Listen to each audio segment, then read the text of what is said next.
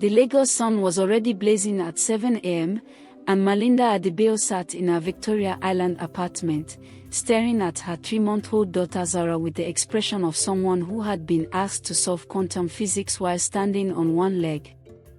The baby was perfect, chubby cheeks, bright eyes, and lungs that could rival the horns of downfall buses during rush hour.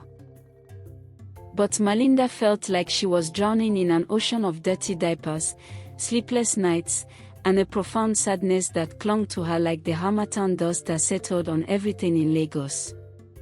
Richard Adebayo, her husband of 4 years, burst through the door with his usual theatrical flair, briefcase in one hand and his phone pressed to his ear with the other. He was closing a big deal with some oil company executives, and his voice boomed through the apartment like a megaphone at a political rally.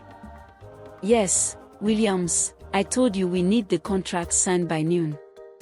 Lagos traffic is not an excuse, helicopter it over if you must." He ended the call and noticed Malinda sitting in the same spot she had been in when he left that morning, still in her nightgown, with Zora crying in her arms. "Malinda, why are you still in your pajamas? And why is Zora crying? Didn't Jennifer come by to help today?" Richard loosened his tie, looking at his wife with the kind of exasperation usually reserved for Lagos traffic during presidential convoys. Malinda looked up at him with eyes that seemed to hold all the exhaustion of 1,000 sleepless mothers. "Jennifer called in sick. And I don't know why she's crying, Richard. I fed her, changed her, sung to her, danced with her, showed her my university degree hoping she'd be impressed. Nothing works." Richard sighed dramatically. "It's not rocket science, Malinda. She's a baby. They cry, you fix whatever's wrong, they stop crying. It's like troubleshooting a computer." "A computer?" Malinda's voice rose slightly. "Richard, she's not a Dell laptop that you can restart when it freezes." "You know what I mean," Richard said, grabbing an apple from the kitchen counter. "Look, I have this massive presentation today. The Williams Group is considering our proposal for their new headquarters in Ikoyi, and if we get this contract, we can finally buy that house in Banana Island you've been dreaming about." Malinda felt tears welling up in her eyes. "Richard, I don't care about Banana Island right now. I care about why I feel like I'm failing at the one thing women are supposed to be naturally good at. I look at other mothers at the clinic, and they seem so together. Like they have some secret manual that I never received." Richard paused mid-bite of his apple. He looked at his wife, really looked at her, and noticed the dark circles under her eyes, the way her hands trembled slightly as she held Zora, the fact that she seemed to have lost weight rather than gained it since the birth. "Malinda, you're just adjusting. It's normal to feel overwhelmed. My sister Jennifer had the same thing when she had her first child. Remember how she used to call crying about everything? Now look at her, she has 4 kids and runs her catering business like a military operation." "This is different, Richard," Malinda whispered. "Sometimes I look at Zora, and I love her so much it physically hurts. But other times, I feel nothing. Like I'm looking at a stranger's baby.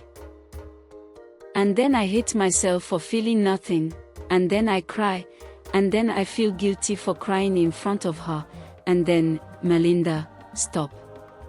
Richard interrupted, looking at his watch. "You're spiraling.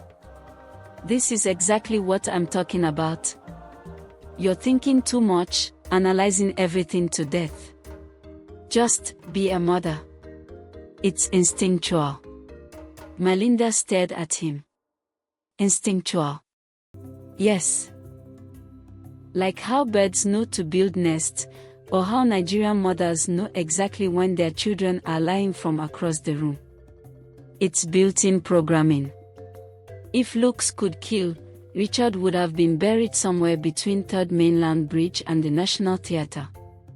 Built-in programming, Melinda repeated slowly. Richard, I'm not a Nokia 3310.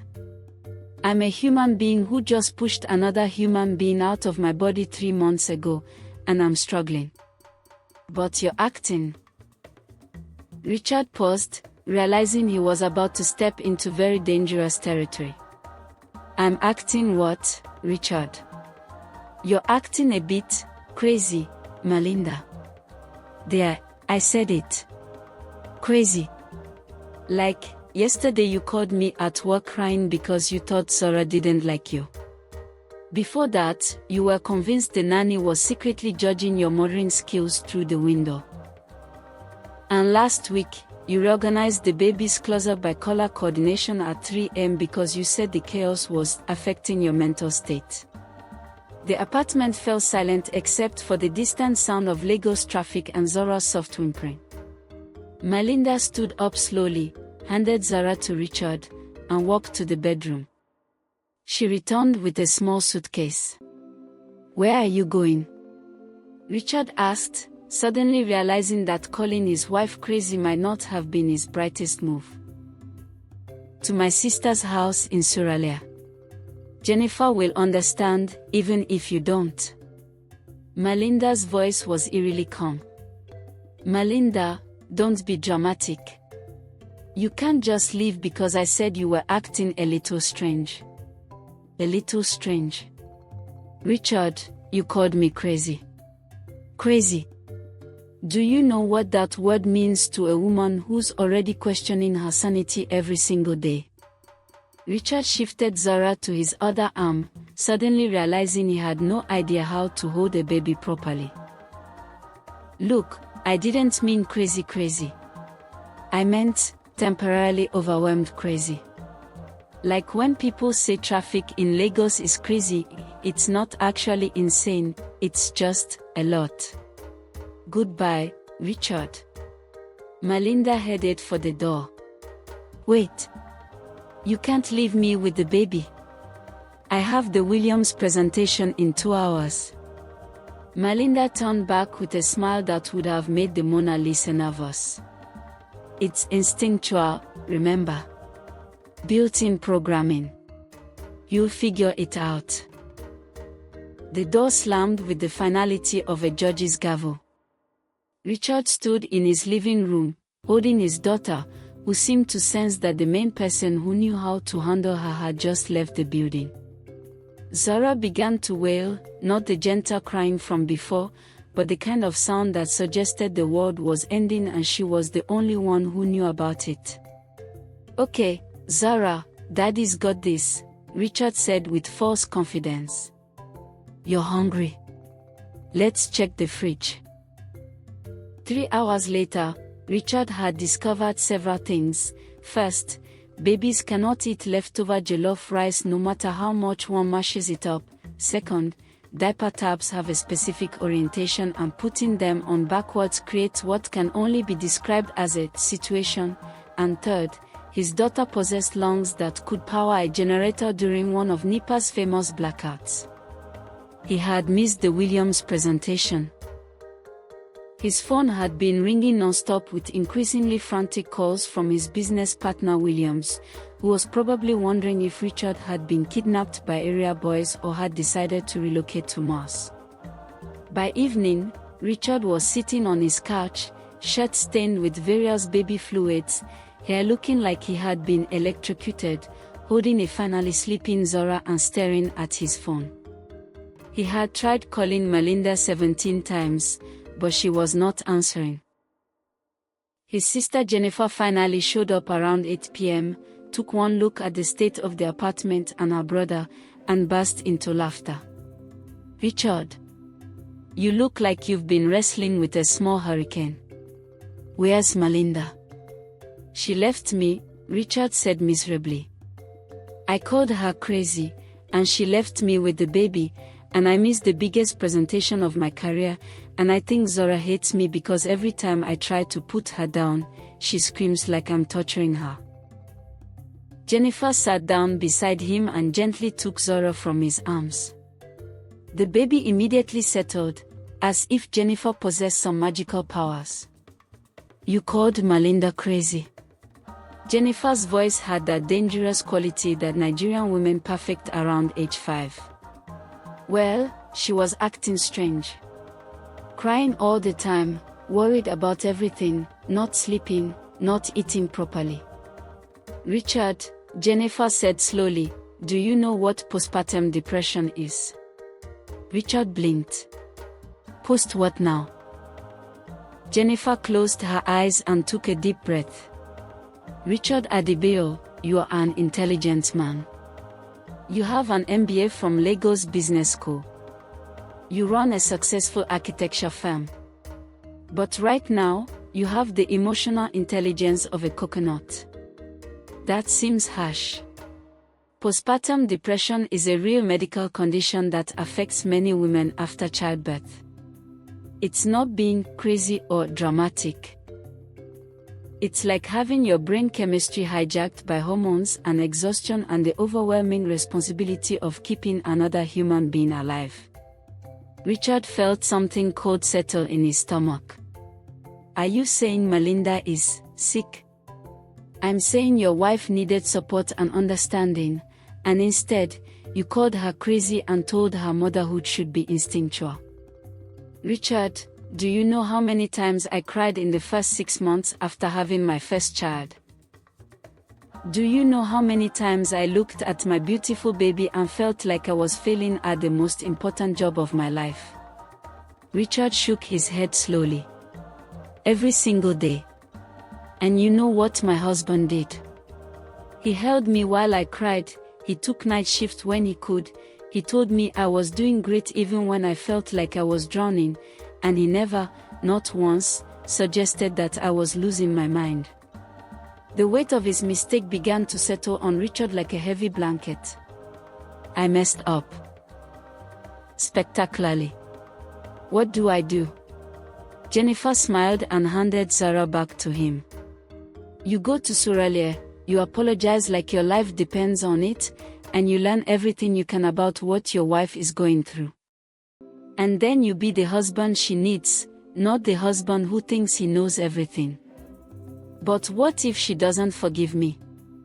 "Richard, Malinda loves you. But love doesn't mean accepting ignorance forever. You need to do better." The next morning, Richard drove through Lagos traffic to Sorale, stopping first at a bookstore to buy every book on postpartum depression they had, then at the market to buy the biggest bouquet of flowers he could find, and finally at Malinda's favorite suyo spot. He found her at her sister's house, looking better rested but still sad. She was sitting in the compound, braiding her niece's hair while Zora slept peacefully in a bassinet beside her. "Malinda," he said softly. She looked up, her expression unreadable. "I brought suyo," he offered weakly. Despite everything, Malinda's mouth twitched into almost a smile. "You think suyo fixes calling your wife crazy?" "No," Richard said, sitting down beside her. "But I'm hoping it might make you willing to listen while I apologize for being the biggest fool in Lagos, which is saying something considering the competition." Malinda's sister discreetly took the children inside, leaving them alone. "I've been reading," Richard continued, holding up the books. "About postpartum depression.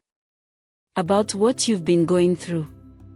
About how common it is and how real it is and how many women suffer in silence because people like me think it's just new mother nerves." Malinda was quiet, waiting. "I'm sorry, Malinda. I'm sorry for not seeing your pain. I'm sorry for dismissing your feelings. I'm sorry for thinking that loving our daughter should be easy and automatic and that struggling makes you weak. I'm sorry for calling you crazy when what you needed was my support." Tears started flowing down Malinda's face. "Richard, I love Zora so much, but some days I feel like I'm drowning. Like I'm not good enough, Like I don't know what I'm doing, like other mothers got some handbook that I missed. There is no handbook, Richard said, reaching for her hand. I talked to Jennifer, to my mother, to 3 of our female neighbors who saw me struggling with Zora yesterday and took pity on me. Every single one of them said the same thing: motherhood is hard, it's scary, and feeling overwhelmed doesn't make you crazy, it makes you human. I want to be a good mother, Melinda whispered. You already are. Zara is lucky to have you. And I'm lucky to have you both. But I want us to get you some help, maybe talk to someone professional, maybe join a support group, maybe just have more honest conversations about how you're feeling without me trying to fix everything. Melinda looked at him for a long moment. You missed your presentation. Williams rescheduled. Apparently, his wife reminded him about the time he forgot to pick up their kids from school because he was in a meeting, and he decided that family emergencies take precedence over business deals. This was a family emergency. The most important one of my life. Melinda leaned into him, and for the first time in weeks, Richard felt like he was holding his real wife again, not a stranger wearing her face. Richard. Yes.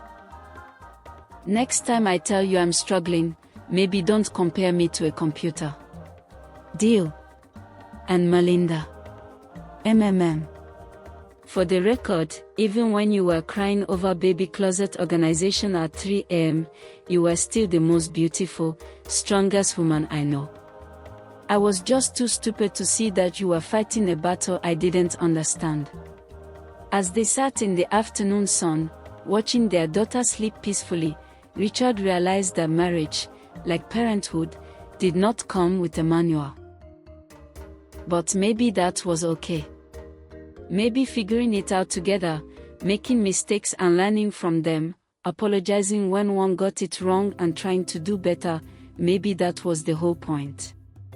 And if his wife occasionally wanted to reorganize baby clothes by color coordination at 3 a.m., well, at least now he knew to ask if she needed help instead of questioning her sanity. After all, in a city like Lagos, a little organized chaos was practically a survival skill.